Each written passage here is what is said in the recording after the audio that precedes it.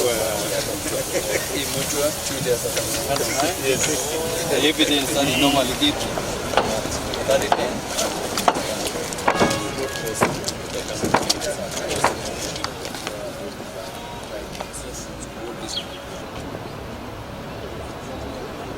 We have very tight timelines for this stadium.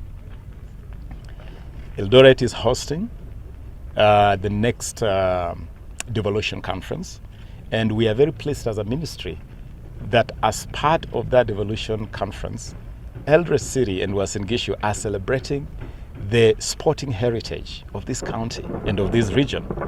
And so we expect amazing exposition of talents hosted by the county here.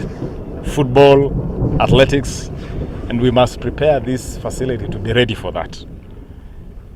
But we are not just doing that because we have a devolution conference and devolution games here. We want to do that because, number one, this stadium here in Eldoret carries the greatest name in Kenyan sporting history, Kipchoge Keino.